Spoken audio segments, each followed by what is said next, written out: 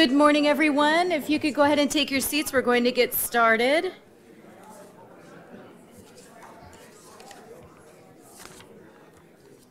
This afternoon. Okay, everybody feel ready? Good morning. Let's go ahead and take our seats, please. I'd like to call the Oregon Transportation Commission annual workshop to order, and Director Garrett, I will turn it over to you. Thank you, Madam Chair. Appreciate this opportunity. You know, I have the privilege of being the director of the Department of Transportation. And today I get to do what is probably my favorite thing of all. Hand out an award named after a former friend and colleague, Mary Olson. So the Mary Olson Award was established in memory of our late colleague and Transportation Commission member. Over the 4+ years that Mary sat as a commissioner, she brought an energy, an intellect, and really an honest and straightforward approach that empowered others to advance their journey, both from a professional side as well as a personal side. This was a woman who touched your life and made you a little bit better. She truly embodied the notion that public service is noble, and you should rise and be an ambassador to public service. So we created the Mary Olson Award, and it seeks to recognize individuals at ODOT that demonstrate those leadership qualities, the qualities of initiative, of innovation, of integrity, and in turn raise the image of the Oregon Department of Transportation. The Mary Olson Award is eligible to all ODOT employees, and as director I have the privilege of selecting the award winners and to those good folks. I also see this as the highest honor any ODOT employee may receive for their exemplary service and leadership. There are 8 individuals that I will speak to today that truly embody the spirit path more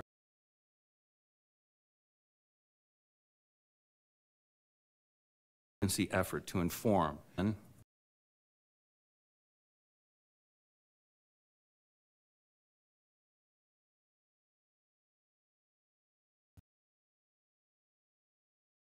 and engaged this complex discussion. That narrative included the federal transportation programs, how those funds flow through the various core programs to the state of Oregon. They also provided a primer to the legislative work groups on the fund allocation protocols to the MPOs, the monies that are shared with local governments, as well as the disciplines associated with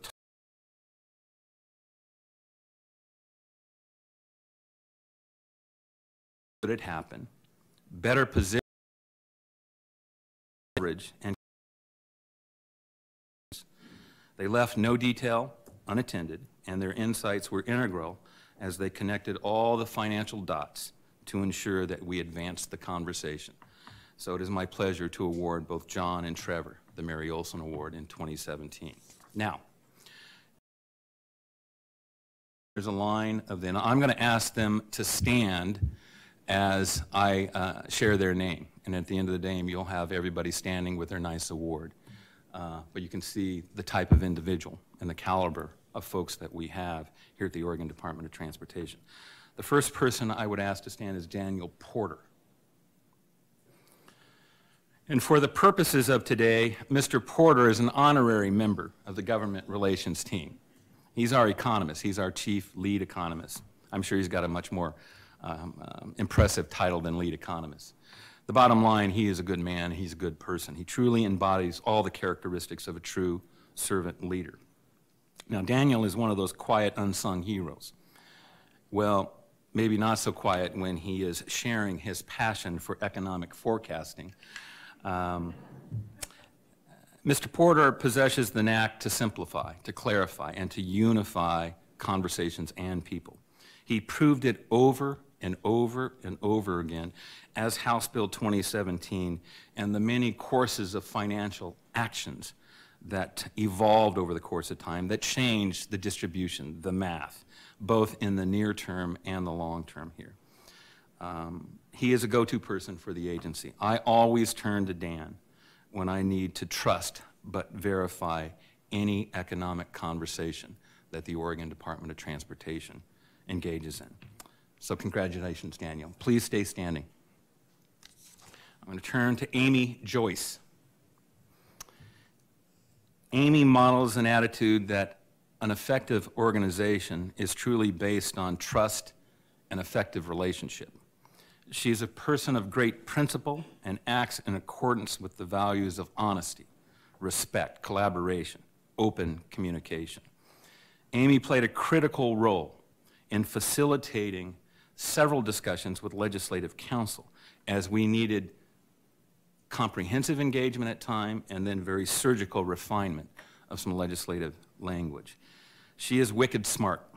She knows how to navigate the legislative waters and the complexities of DMV, and she does that with finesse and grace. She focuses on the interests that underlie issues. She is solutions-oriented, always working to develop options and solutions that satisfy the interests of both sides of a conversation. And this attribute has served us very well, specifically as the new construct of tiered vehicle registration, title fees, developed and morphed over the course of the legislative conversation. Amy makes this agency better. Amy, congratulations. Joanna Robert. Let me begin with a Chinese proverb. One picture is worth 10,000 words. I can't tell you the countless hours Joanna spent capturing the right narrative, the right tenor and tone, the right optics. Joanna has the right stuff here, and she was responsible for capturing the essence of the 176 sections of House Bill 2017 on one page. You may recall this infographic. She not only took that document, but she tailored that document for each legislative district across the state of Oregon, capturing the benefits that accrue in the bill so each of the 90 legislators could tell their constituents, here's the investment and here's the benefit that comes to you and your community. Joanna promotes critical thinking and discussion as a way to create and shape public policy. She certainly informed and influenced the direction of House Bill 2017 on many levels. Simply put, Joanna Robert expands the view of the possible at the Oregon Department of Transportation. Joanna, congratulations. Katie Thiel. Katie understands that House Bill 2017 embodies the notion that vision and inspiration needs execution. And this notion is not a foreign concept to Miss Katie, as I call her. We grew up together at the Oregon Department of Transportation, to be very honest. She gets the job done. She knows how to craft and execute a plan or a project list or what would become a series of project lists over the course of this conversation. And she does it with superb narrative skill in crafting a concise legislative direction and language. She understands that House Bill 2017 is a long series of opportunities that will be coming at this agency at a very high rate of speed and will need every ounce of our collective wisdom to get through it and deliver on it. Katie's intellect, energy, and focus ensures and continues to ensure that we are nimble and capable of delivering those projects, as she ensured that those projects had the appropriate description, the budgetary detail, and most importantly, the benefits that accrue across the state of Oregon here. I am always inspired by Katie's powerful work ethic as she leaves an indelible mark on me as a director and all of her colleagues at the Oregon Department of Transportation. Katie, thank you. Congratulations. Waylon Buchan. Now, Waylon understood that if you were going to nurture this innovative funding conversation and the various scenarios and ideas and concepts that played themselves out, that would not come from just gazing at financial pieces of paper or numbers, again, associated with the ever-evolving courses of actions that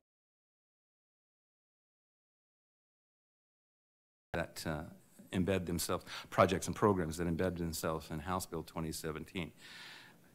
Waylon knew that he must inform the answers by burying himself into the details of policy and then ask those practical questions. And with the answers of those practical questions, he then crafted a tool to tell the story. Thus was born what I term the ultimate spreadsheet. It informed the ever-changing financial environment associated with House Bill 2017. He was in the right place at the right time to development what was, I believe, a game-changing tool. It was a tool that helped turn financial the implications to the multimodal transportation system here in the state of Oregon. Lofty goals. House Bill 2017 has lofty goals. That Wayland helped cement those goals. And with his great execution and the patience of Job, he informed the financial conversation and the implications every time a number moved in that spreadsheet. Wayland, congratulations and thank you. Finally, let me turn now to the last award winner. She was our field general. She was the leader and is the leader of this talented team. Leah Horner, please stand up. Leah knows how this organization works, and she knows how to work this organization. Her leadership conveys strategic intent in aligning the various professionals from across the organization to reach a common goal.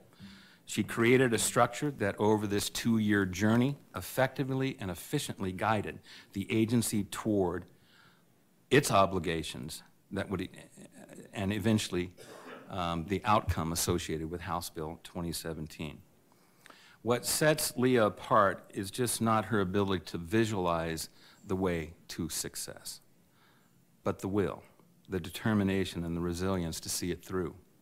She's fearless, she is bold, and she embodies the essence of leadership as she is willing to make tough calls, unambiguous calls that have the state of Oregon. Leah, congratulations. Thank you for all you do. So, Madam Chair, with that, it is my great privilege and honor to present the professionals of the ODOT Government Relations team as the I hope all will join me in congratulating them. Thank you.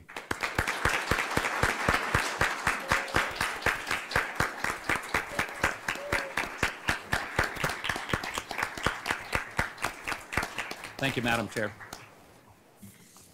Director Garrett, I cannot think of another team that should be honored, and you did so in such a great fashion. Having served with Mary and considered her a friend, and I admired her work ethic and her commitment to this agency and to Oregon as a whole, I know that she too would be very proud of the team that was just before us. So with that, I'd like to go on to public comment, and I am without a sheet for individuals who may want to comment. Oh, there we are. Thank you, Lynn. No, not a problem. She was waiting for last minute. Yes, exactly. We can play that. Come on down. You're the next contestant on that. Well, good. Look, we have a taker. All right. Typically, we take. That's fine, sir. If you'd like to. Yep. Please join us. Yes. And are you signed up on this fancy sheet that I have in front of me? Yes. Excellent. So please go ahead and have a seat. State your name for the record. We do ask that you keep your comments to 3 minutes, and we do have a timer as well. We're thrilled to have you here today, and so please state your name, and the floor is yours.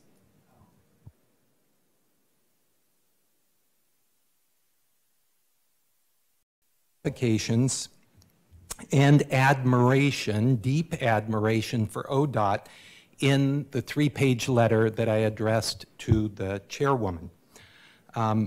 And I beg your indulgence for 1 extra minute. Yeah, I am here today to make 1 engineering comment about the overpass failure and 1 recommendation. My speaking here today is important. I can be honest and direct with you because I do not work on ODOT projects. I have no skin in the game. I am not worried about biting the hand that feeds me. I am only here to offer constructive, independent criticism. and I am afraid the Commission and ODOT are getting some wrong feedback. My one comment is that all these diatoms that you're going to hear about today did not cause the overpass failure. They did not cause the overpass failure. The lack of a geotechnical engineering stamp on the report, in my opinion, caused the failure.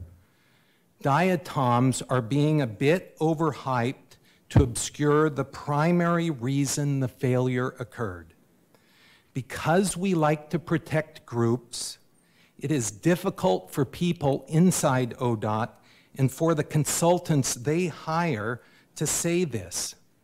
I am not in the group, so I can say it directly to you. Shortly after hearing of the problem, I obtained a copy of the 2015 ODOT Geotechnical Design Report.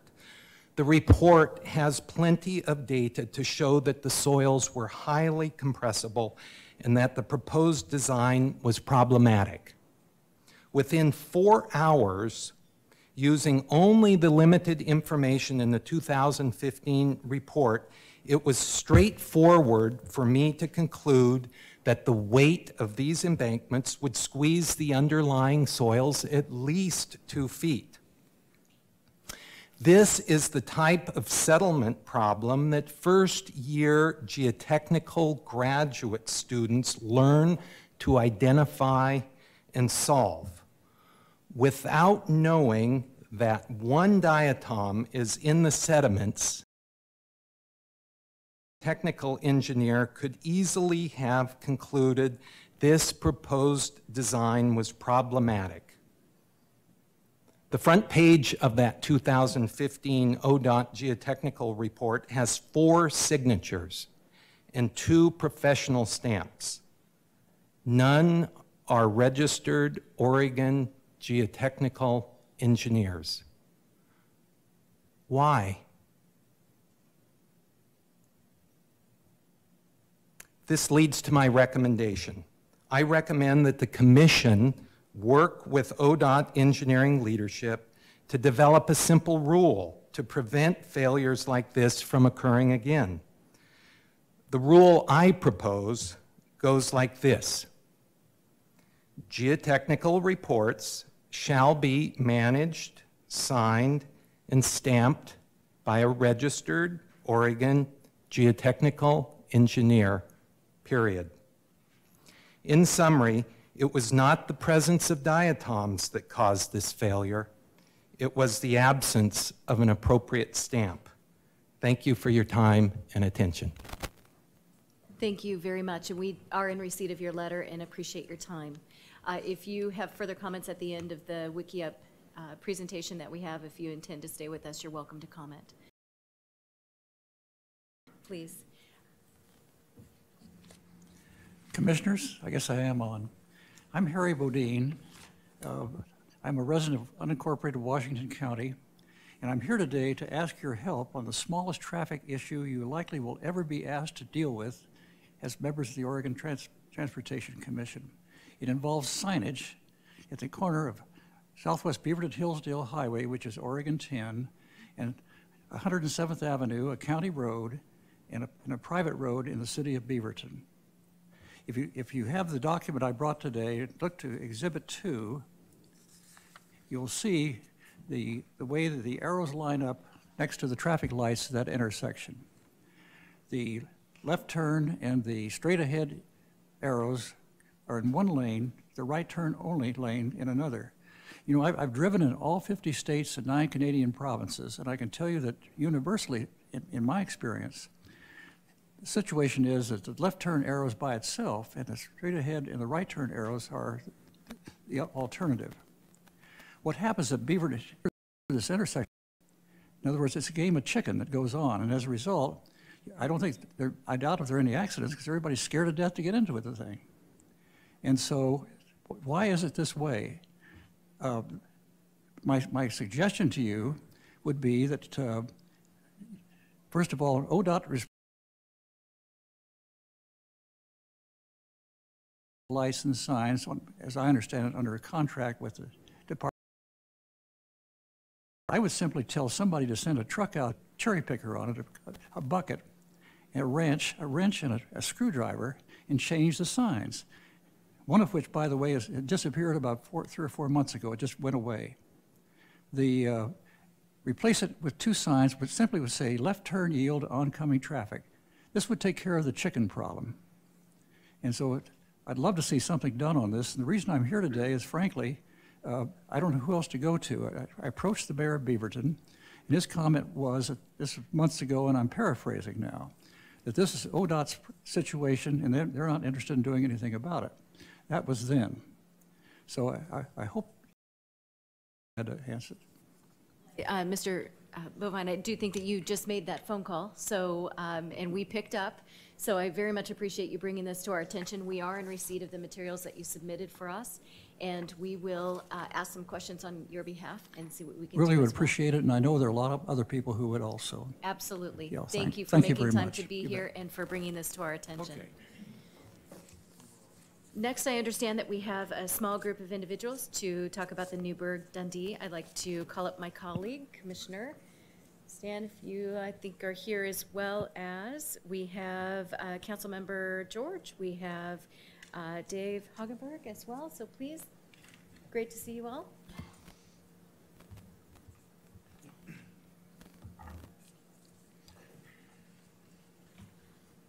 Whoever would like to lead off.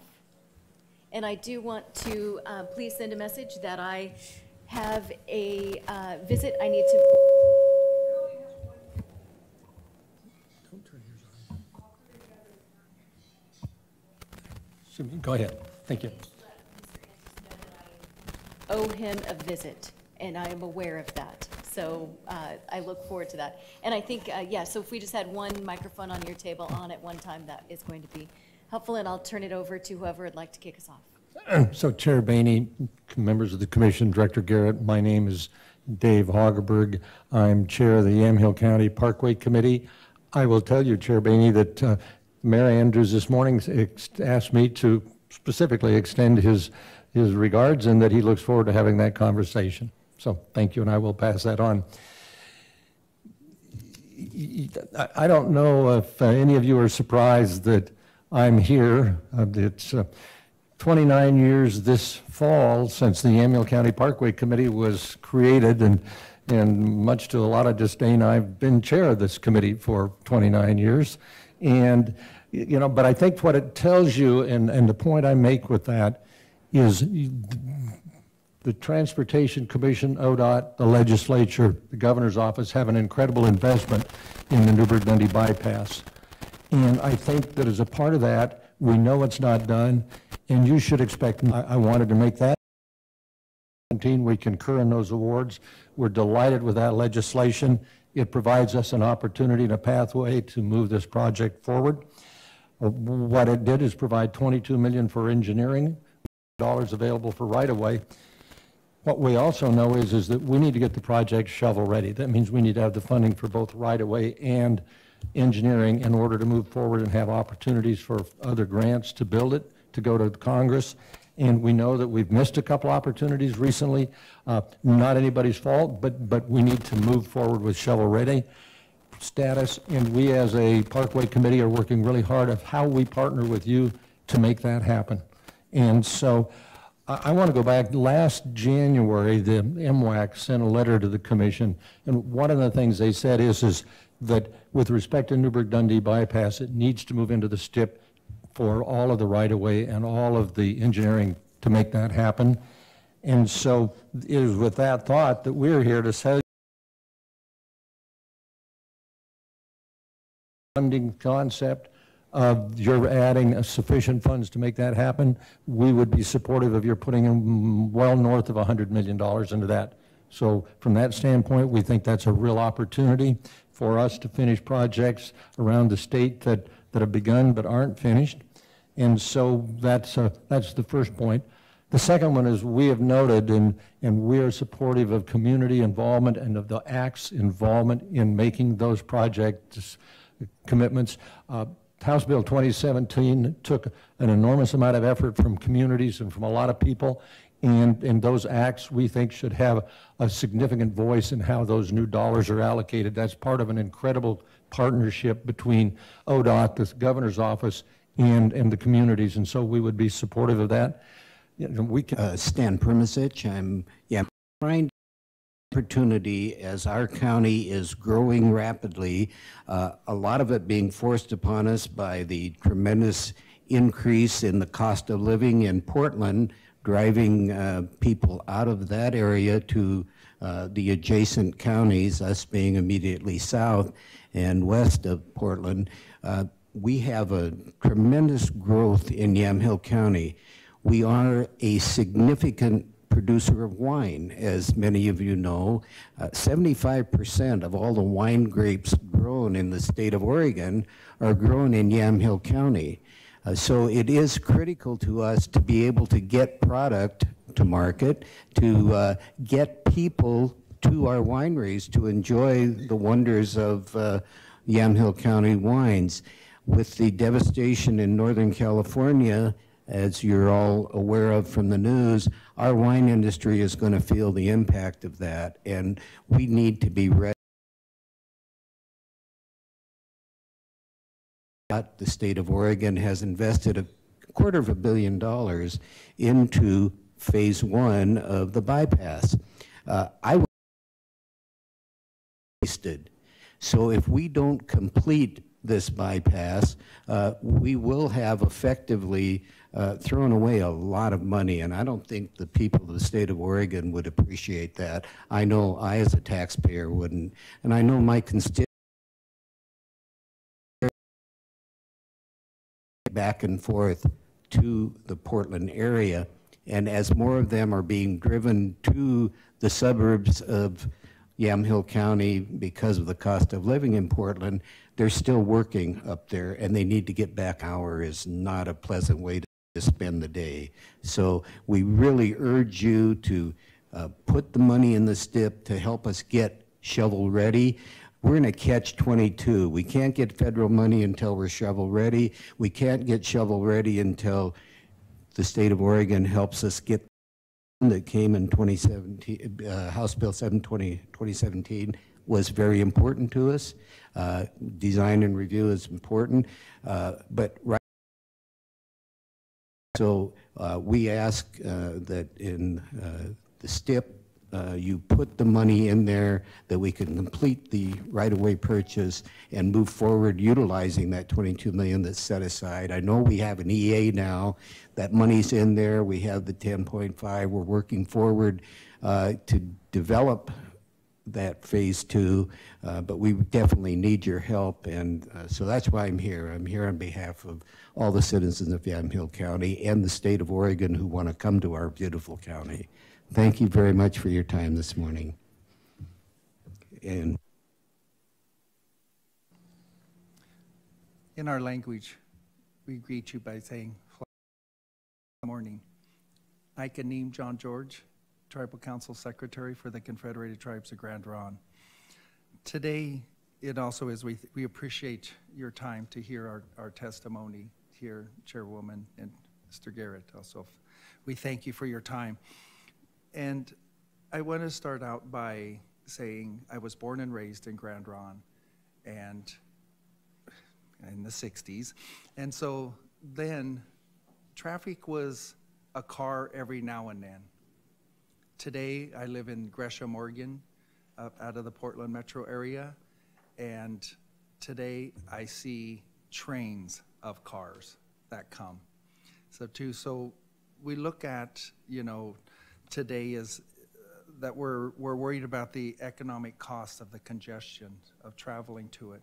Our casino, the Spirit Mountain Casino, is the #1 entertainment attraction in Oregon. And so with that, our community and the communities of the Central Coast, we look at that and rely on this travel shed to bring tourism to our businesses. And so from there, you know, we're asking that the completing of the entire bypass is important to us as a tribe, and it was important enough for us that we had given $4 million also to the cause of the bypass from our tribe. And from that, and so so a complete bypass for us means jobs. Our casino alone is one of the largest employers in our county, and we also employ near 500 employees at our tribal government. So we roughly employ like 2,000 people alone in our community to travel there and to. But our important part is that because we face now a new competition and stuff too up in Washington, ALNA about from the Portland market, and so we have the Oregon Lottery, you know, and other forms of entertainment in Portland. So our concern is for people that, you know, if they can't get to our destination or our casino, you know, we have a tremendous concern of loss of jobs, those loss of jobs there, or people, you know, coming to actually support, you know, our business and all the other businesses towards the coast. And through that, you know, that would be a loss. But also when you can't travel or anything, or loss of jobs, it would be cut of jobs, but also cutting of also the things that we need to run our casino. You know, like the food for, you know, our largest, you know, buffet there too and stuff. So we'd also lose the economic benefits of being able to, people to transport also, or we so many jobs and cut back on that. So we're very concerned.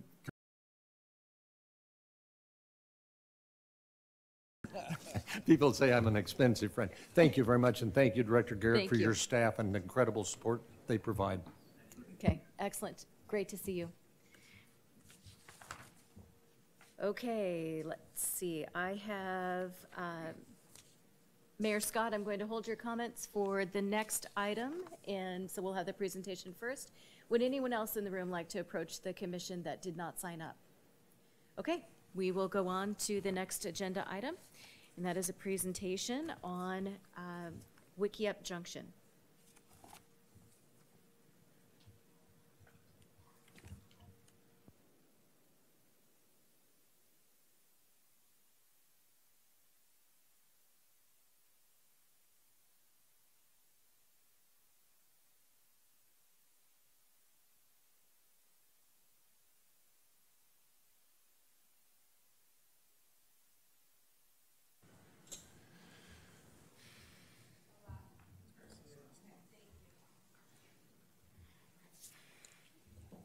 Chair Boehne, members of the commission, Director Garrett, my name is Bob Bryant, the region manager for ODOT's Central Oregon region, what we call Region 4.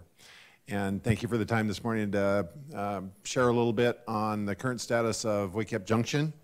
For the public record, I know you're familiar with the project, but I did want to go through a little bit manager for the Wickiup Junction project during its construction phase. And Chris Carpenter is here from Cornforth, who assisted us this past summer, and I'll ask them to help out here as we go through a quick presentation. Our focus this morning is to share a little bit of the background and talk about the current status of the project, and then bring to you our recommendations moving forward. First of all, with regard to the purpose of the project, you're all familiar, I think, with the importance of US 97 through Central Oregon.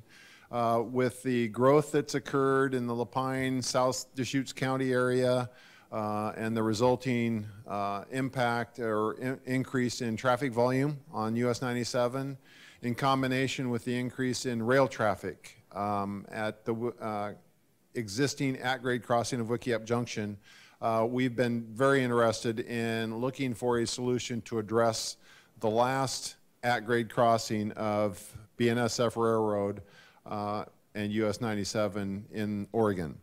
And so in early 2007, we launched into a project to separate grade separate US 97 from BNSF.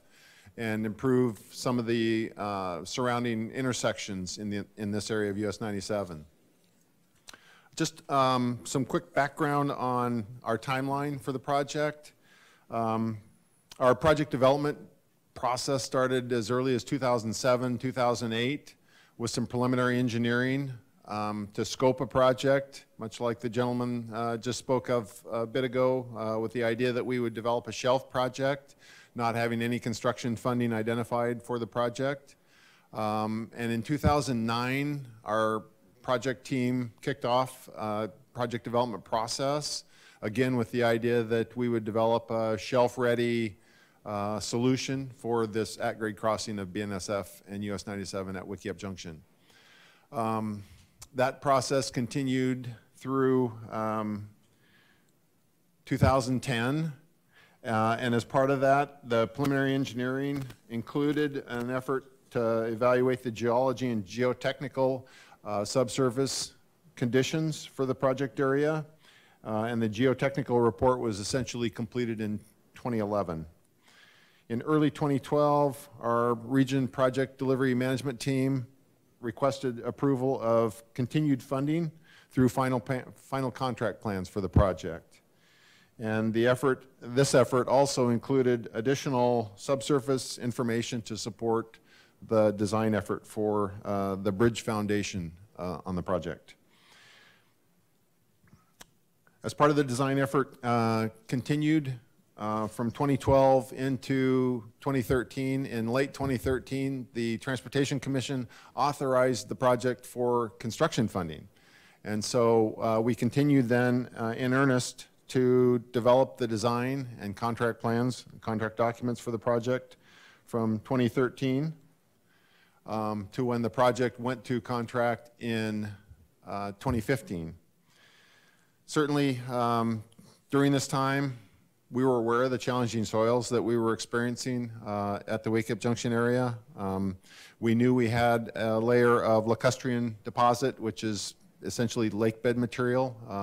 We knew we had a layer of muck that we had to incorporate into the design. In fact, we did a ton of work looking at the seismic resiliency for the bridge design itself, knowing that we had challenging underlying soils.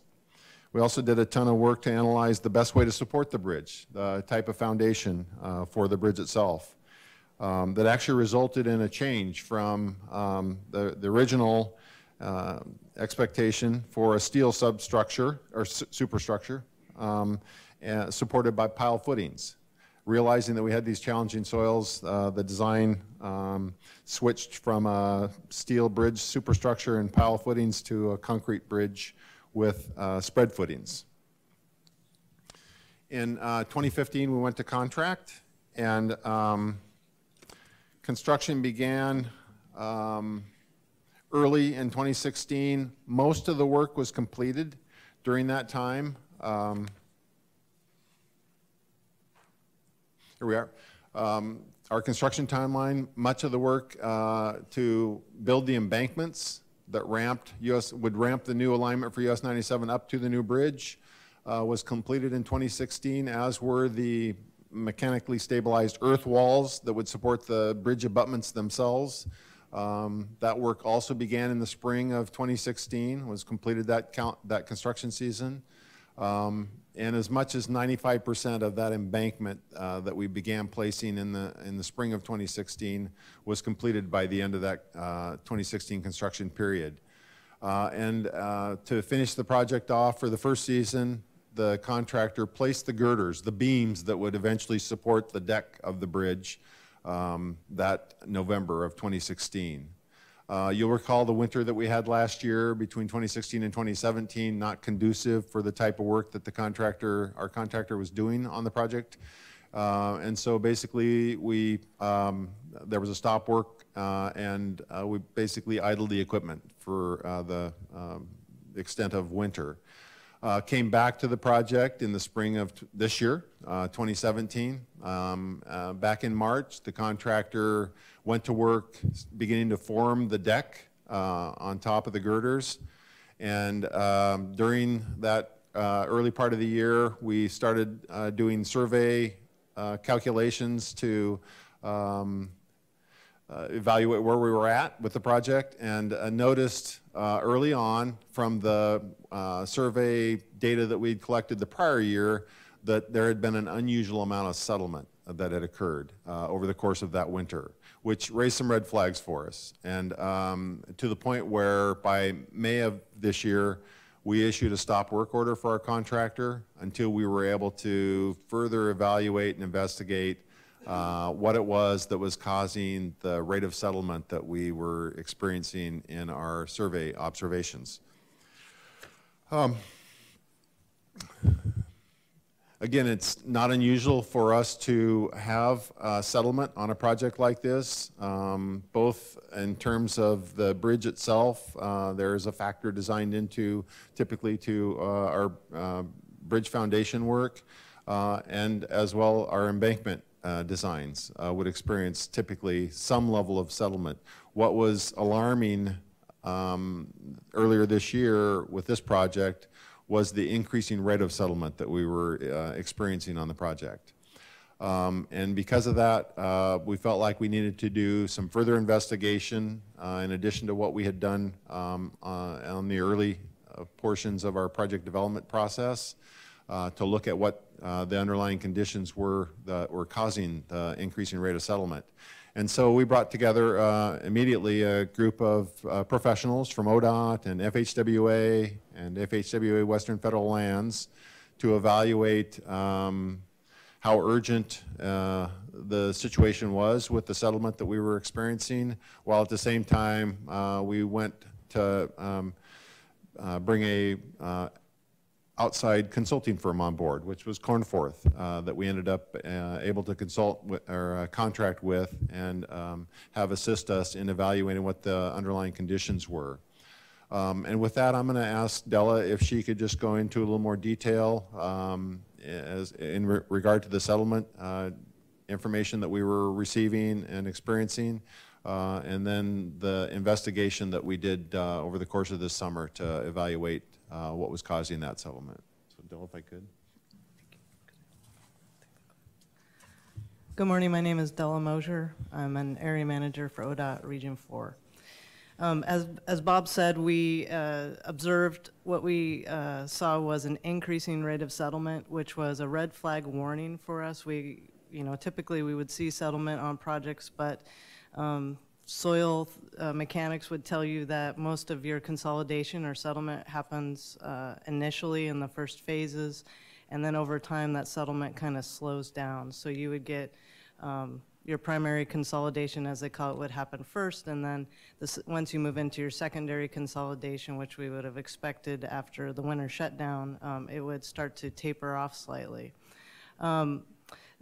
When we saw that the rate was actually increasing, that was a red flag warning that we had something very unusual. And so the first step was to assemble this team that was readily available, thanks to our federal highways partners and other statewide ODOT folks that joined us to talk about how to stabilize the settlement. So we quickly wanted to address the safety of the project, having a project that was settling faster and might continue to get even faster at that time was our concern. So mitigating that risk, that initial safety risk, was our first priority.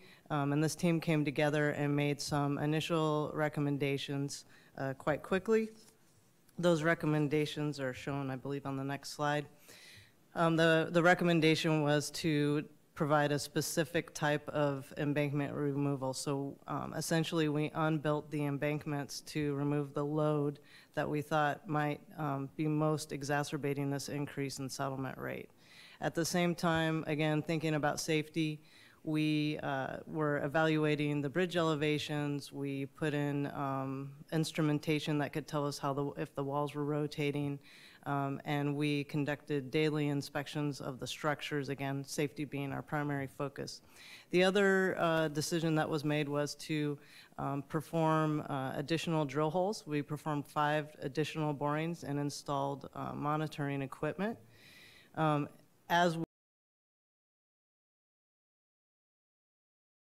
consultant to also assist us. So we, again, as we saw this very unusual settlement behavior, We huddled the folks that we had readily available and started collecting data in anticipation of the 5 borings found similar subsurface conditions. The 50-foot thick layer of sand, silty sand, underlain by lacustrine deposits that were around 175 feet thick, and then the 5 borings were terminated in kind of a sandy gravel layer. And so the folks felt like at that point we had had enough data, or at least depth of investigation to depict the subsurface conditions and provide the samples to the consultant that was eventually hired in early July, which was Cornforth. Cornforth took those samples, took the data, and went back to their labs and performed geotechnical testing. And what they found was 50 to 80% that the soils or the material beneath the silty sand layer was comprised of 50 to 80% of diatoms. And so the pictures on the right there show these diatoms, which are essentially dead algae, silica replaced algae. And what's unique about this particular diatomaceous material is that it hasn't been degraded. We have diatomaceous mines in Terrebonne, and these are surficial diatomaceous materials that folks typically, geotechnical engineers, need to mitigate for.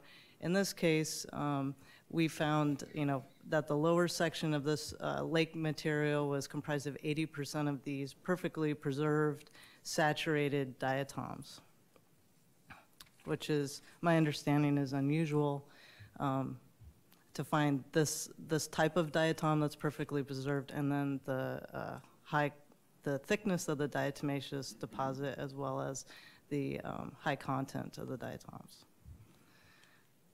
So for current status, we were able to stabilize the abutments. We were able to collect the data and allow Cornforth a couple months to do some analysis and engineering. And what we have observed is that even though we have removed the embankment loads, the abutments and approach fills are still settling. They continue to settle even though we have unloaded what we thought was exacerbating the increased settlement. And over the summer, the abutments are settling differentially. So on one end, one section might be settling more than the other end, as well as there's a little bit of torque going on.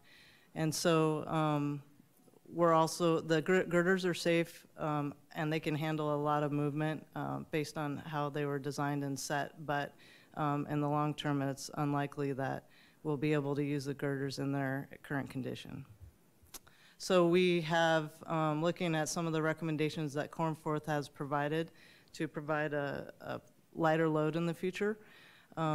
For a grade separation, we would probably change the alignment, and by changing the alignment, the current position of the abutments and the girders is probably not forward compatible with some of the proposed options. So we will be looking to salvage, to negotiate with the contractor and salvage any and all materials that we can salvage. We have already identified that a significant amount of crushed rock materials that were processed this summer can be used on a nearby preservation project in the low pine area next season.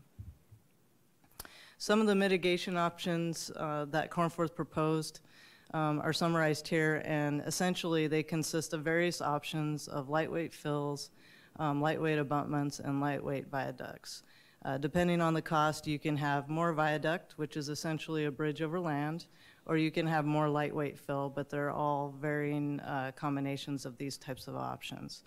They are constructible. Costs are significantly higher, much higher than the current project that was bid. And then all the mitigation options right now, because we only have a couple months of data, would require extensive supplemental geotechnical investigation for us to help understand what our risk is better, and how that material will move over the next 10 or 50 years better, and getting more data to understand that might help us reduce the risks that we have right now making decisions on only a few months of data. Again, this is this is risk due to the difficulty of predicting the performance of these diatomaceous preserved intact saturated deposits. So some of the mitigation options that Bob will cover here in a few minutes on the specific recommendation in the letter to the OTC include supplemental geotechnical analysis. This analysis is not a science study or anything out of the interest of diatoms. This would be specific analysis to return to the purpose of the project, which is to provide a grade separation over the BNSF Railroad and Wickiup Junction. So by leaving potentially the third bent, which happens to be out of the railroad right-of-way, in place and add automatic data collection to allow geotechnical experts several months or even years of data to further assess how this material will perform out over time, could help us develop solutions that are potentially cheaper and certainly have a better idea of what the risk would be associated with those. We can also partner with the science and research community for some of that research projects type of work, providing this data that again would help us return to the purpose of the project.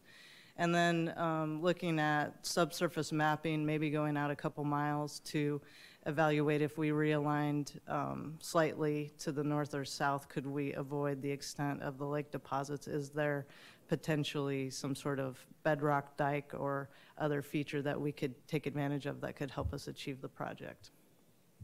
The other request is to repurpose the money to, again, come back to the purpose of the project, which is to improve safety in the Wickiup Junction area. We have just north of the railroad, and I apologize, it's difficult to see on this a map, but the stars there talk about Burgess Road, the railroad crossing, Drafter Road, Roslyn Road, which these are all areas that have significant safety concerns. And the Roslyn Road area has been on the state priority index, safety priority index system for the last 3 years, including one fatality at the Roslyn Road intersection. So looking for opportunities to further study safety in that area and provide mid to short-term improvements while we reconcile opportunities for the eventual grade separation. And so with that, I'll turn this back to Bob. Real quickly, I think just highlighting a couple of the points. First of all, we knew we had lacustrine deposits, lake deposit type material under our project area. That in and of itself is not unusual, even in Central Oregon, to have compressible lake deposit type material to have to design to. And as Della pointed out, diatomaceous soils are not particularly unique or unusual in Central Oregon. We've got diatomaceous mines, and you know, they're quite extensive, both in Central Oregon and South Central Oregon, the Klamath Basin. But to have a saturated bed of perfectly preserved diatoms is not something we would have recognized under the normal geotechnical work that we do in the development of projects like this. We didn't recognize what we had when we, with this project. And so the presence of that deep layer of saturated, unconsolidated diatomaceous material that made up as much as 50 to 80% of the lacustrine deposit was unprecedented in Central Oregon. We had no experience with materials such as this. And as Della pointed out again, if the area would have performed in the range of normal soil mechanics, we likely wouldn't be here today. If it was just the bridge we were talking about, again, we probably wouldn't be having this discussion. We knew what we were designing to and put a ton of work into making sure that the bridge would be supported on the materials that we were experiencing. With that, I think I'll pause and see if you have any specific questions of either Della or Chris from Cornforth or myself before I wrap back around on the recommendation. Well, let me start with just a comment, and that this is a difficult conversation, and so I appreciate the candidness and being with us today. We as a public agency hold the people's trust that what we will do is in their best interests and that we will be good stewards of funds and make sure that this sort of situation does not occur. That stated, we do have a situation that has occurred, and we will have failed if we do not learn from this in a way to make sure that it doesn't happen again. So for me, it is finding out those details of things in which we can learn and that we've uncovered as we go forward in other projects to make sure that we can use this to better and strengthen the agency for other projects. I'll turn it to my colleagues, and then I would like you to be prepared. There was the comment about the Oregon licensed engineer. If you would answer that also during this discussion. But please, we could start at the end. Commissioner O'Halloran, if you would like to go first. It's probably good that you keep the lights off so that you can't see us crying. Right. But I mean, I know that this is not where we want to end up, but I think to Chair Bainey's question that, one, how much money have we spent so far? We had $17 million appropriated to the project by the commission for project development and construction. Construction was, I think, the authorization was around 13 million total, and we had spent to date about just over 10 million, 10 and a half. So the remaining project funds are 7 million? No. So what is the amount that you're requesting we reprogram today? It's approximately 3 million. Okay. They're just less than $3 million is what remains as a balance on the project. Okay. So, I mean, obviously to Chair Bainey's point, we're not left with a lot of great choices here and feel like we're up against the wall. And so if we vote no, what happens? And are we really given a choice here, I guess is my real question. So the question before the commission is an action item that we decommission this particular project and reprogram funds. I think we have a significant project. I think we can decouple the conversation around what would be the next steps and have a conversation. But today would be what option would we like to go forward? There's further monitoring. We could be looking at other out of that project area ways in which we would continue forward with a different location. What is it that so I'm going to turn it to you, Bob, to be more specific, but we can take the next steps if we were to have project dollars available as to where we would spend those. Yep. So please, Bob. I think it's just really, please. what was it avoidable? And I think we had a powerful public comment on that from Mr. Cunningham. And I think, was it avoidable? How do we prevent it from happening again in other places? And we don't like to invest in money that ends up being wasteful.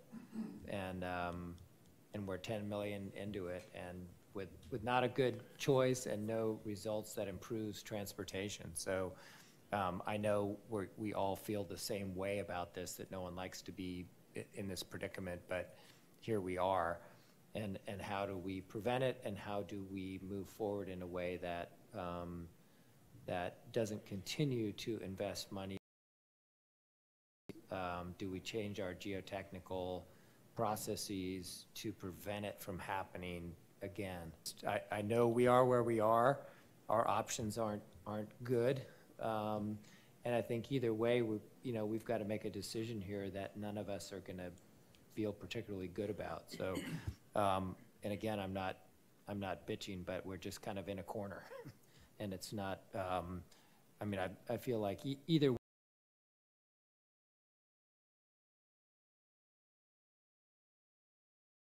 Not in this situation again. So it's a comment, not a question. I know. Thank you. And I do want to just let us all know that Mayor Scott from the City of La Pine is here as well to offer comments. So as we have comments or questions for the team, we also will call Mayor Scott up, and then if we have further comments and questions, then we can ask the team to come back up again. So please.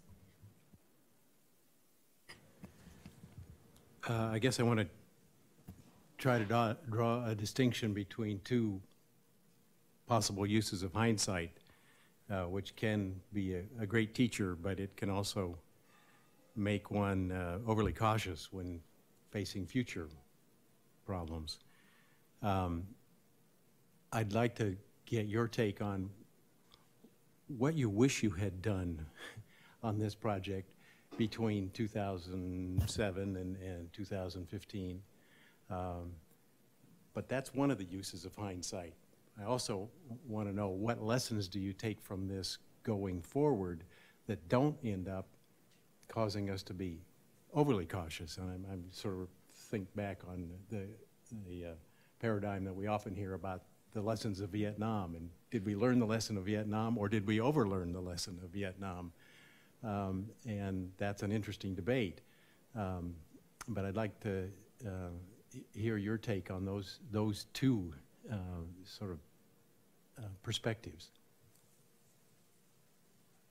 Please. Please respond to Commissioner Lohman's comments about the hindsight and the comments that he's proposed, and then. Sure. Yep. Great. Yep. Happy to.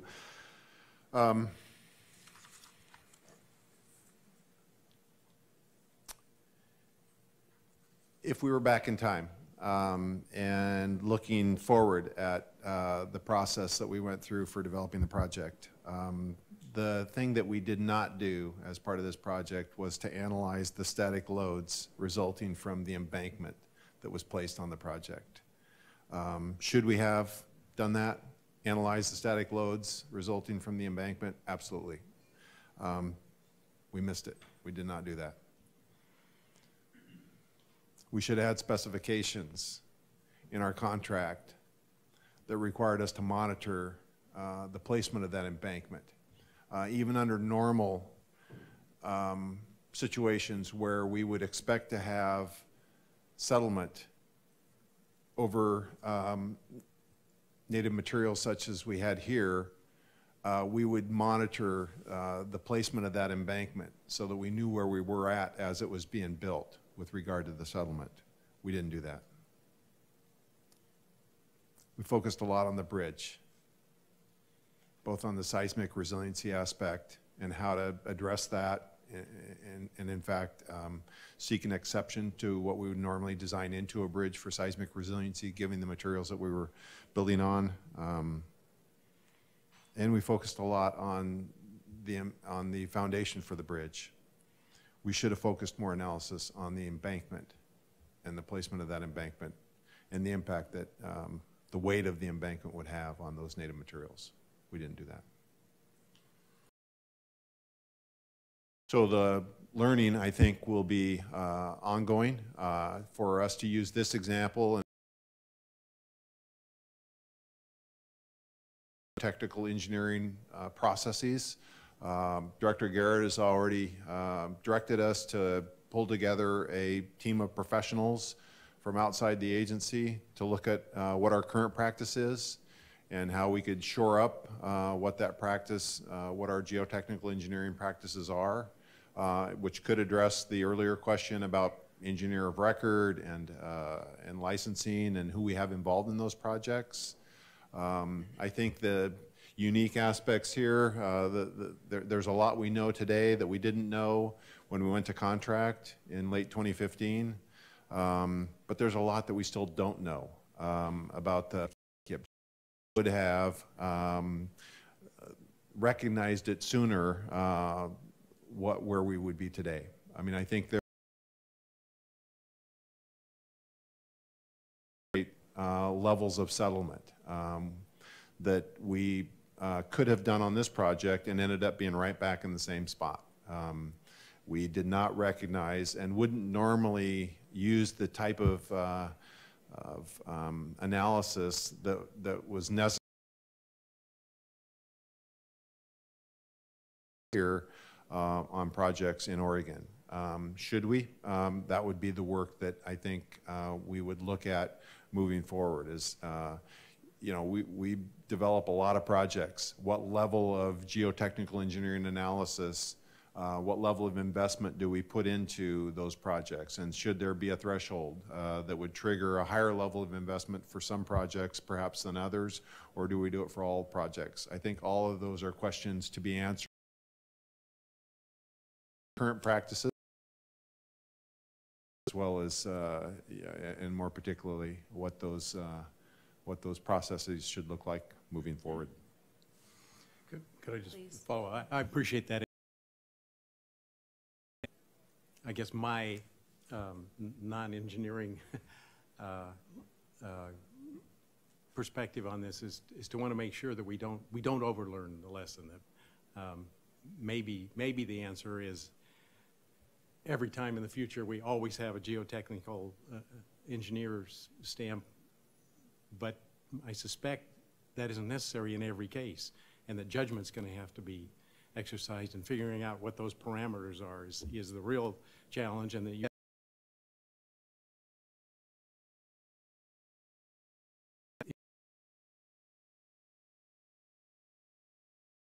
projects. And again, I think at some point we can't be that cautious to say that every time we will always do X.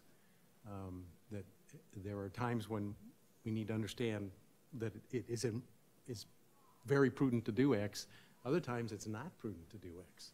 And that's the judgment part of engineering, I think, and is never going to be perfect. Chair Boehne, to Commissioner Lohman's point, could I ask Chris from Cornforth just to share a little bit about what they observed in their investigation this summer, unique aspect of the materials? We could save that, or This will be a delicate balance of time, so we'll, Commissioner Simpson, if you had a quick question, and then we'll go to the next piece, and then Commissioner Brown as well. Yeah, we'll save the engineering piece for our engineering expert right here. But my question was more around pertaining to the financial hardships. Obviously, the department will have to undergo as a result of this. But the question here is primarily around our client, our vendor, the contractor. What financial hardships are they in? But they have been working through that process. And so the work that remains with our contractor is to settle out a completion of the project contract that could include some additional work by the contractor to further decommission, if you will, the improvements that were placed on site. And so that would be additional change order work that we would enter into with the contractor to finalize that. But the expectation is that we would terminate the contract, close out the contract at least, and you know, if we back to Wickiup Junction to achieve the original goals of the project, we'd be looking at a new contract likely for us to be able to continue that, achieve that goal.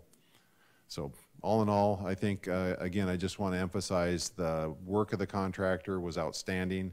Everything was done to specifications. Nothing that the contractor did led to the issues that we have been talking about here this morning. Great, thanks. Hear from the consultant, Director Garrett, when we get to close to the end, I'd like to hear your comments as well, and in particular the pieces that we missed and process within the agency as we go forward too. Okay. So we'll hear from the consultant, Commissioner Brown, and then I think at that point I'd like the mayor to come up and comment, and then we can wrap this back with Director Garrett. Thank you. Thank you, Chair Boehne. So regarding what we found, ODOT performed some investigations and drilled down 260 feet. And in the process of looking at the samples that they collected, we identified some characteristics of the sample: a high compressibility, a high water content. So there's 3 times as much water as there is soil material, solid material in some of these samples. High plasticity, so it's very elastic material.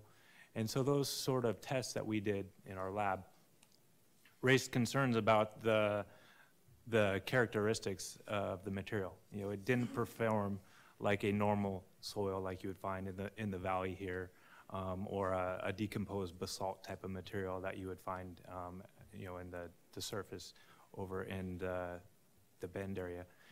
And so knowing that type of characteristics of the soil, we started looking at some more sophisticated tests to further evaluate what the material contained. Was it organic material? Was it this diatomaceous material? Was it some sort of special clay mineral that has water, affinity to water? And so that's where we perform the X-ray diffraction and scanning electron microscope to evaluate what those characteristics were, along with performing normal geotechnical soil mechanics analyses of the samples. So in that process, we determined that it is highly compressible, which was observed with the settlement of the structure and the embankments. The way about cubic foot or square 35 feet of embankment fill, which would correspond to a 35-story building placed out there. And that heavy load, you know, spread out, causes a lot of settlement, a lot of stress down deep in the soil due to that aerial extent, which is causing the settlement that has been observed. And so our mitigation options focused on reducing that weight with, as Della was saying, either a viaduct or lightweight fill. And so those were the concepts that we developed. So. Questions? Commissioner Brown. So I think I made the comment before that this is a fascinatingly unique problem. However, you know, I look at your report, Bob, and your responses, so let me be just a little picky. And, you know, I'm glad Commissioner Lohman's an attorney and not an engineer, because, you know, I guess I'm overly cautious sometimes is a good thing, and I would hope that you'd agree that we should have been overly cautious on this one. So I look at your first report and it says we expected soils and soil problems and swelling soils and clay and so on, but we didn't actually detect any. So my first question would be, okay, did we go far enough? Hindsight answer is no, we didn't. But I guess at the time, did we go far enough for normal? The other piece on this, the type of diatomaceous soils and the elasticity and the plasticity that you found is different. It is unique. It's not something that we've seen very often. But I think the responses I heard from you too were after the fact responses of what should we have done during construction, not before construction. So I don't think we've really gotten to our protocols for not letting this happen again. You know, I do agree with Commissioner Lohman that you can always be way too overly cautious and you never do anything, because we're never going to be 100% in every single project. I mean, that's just, even as an engineer, I would never guarantee something, you know, with that level of 100% specificity. But I do think our protocols can be different. So I would ask from a, you know, soils mechanics was something I took as a civil engineer. I'm not a soils engineer, I'm not a geotech, I'm not a structural engineer. But you learn enough of those to be cautious. And it looks like you sort of expected to be more cautious than you were during the design of this. So I think, you know, again, as we look at protocols and what we should do in the future, this is a very site-specific problem. But I think from an ODOT standpoint, those protocols, we need to establish those protocols so that as we go forward with the next round of projects, that we don't have a $15 million mistake. So I sincerely appreciate the level of detail that you've done. We don't have an answer yet, obviously, and I guess that's the big question now is maybe those pile footings, although they'd have to be 200 feet. Don't solve the problem because I don't know all the information, but at this too, we really need to look at those protocols and being overly cautious in some cases. And your report sort of said you thought you should have been. So I appreciate it and thank you. I'm assuming Cornforth has the geotechnical skills that you're looking for. So I just will make that assumption, and I'm hoping I'm correct. Thank you. So this time I'd like to call up Mayor Scott and ask him to share with us his comments. And then if we could be ready in case there were other comments or questions that we might have for the team, that'd be great. Mayor Scott, please.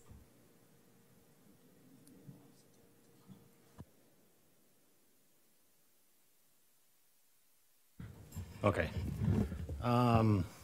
Dennis Scott, the mayor of La Pine. We are a little tiny city of 2,000, but there's also another 18, 20,000 surrounding the area, which we have to be accountable for. Let me just say that I have all the respect in the world for the ODOT team and your organization yourself. I'm a New Yorker. I lived in California for a while, and I have to say I'm just ecstatic at the conditions of the road in Oregon. So with that said, I'm here on the benefit of all the citizens, those 20,000 people, the city council, all the people in that area. Are we disappointed? Absolutely. We all have been in big projects. Not everything runs perfectly, but what we have to do is move ahead. And we're building a city. We're only 10 years old. We have a medical center going in, affordable housing going in, I mean, stores going in. This was part of our big plan. So yes, we're disappointed, but things happen. I'm all about the future, and that's why I'm here. You guys can figure out what went wrong and what you do next and anything, but as far as being a mayor of a city that's growing, I've got to look at what can be done in the future.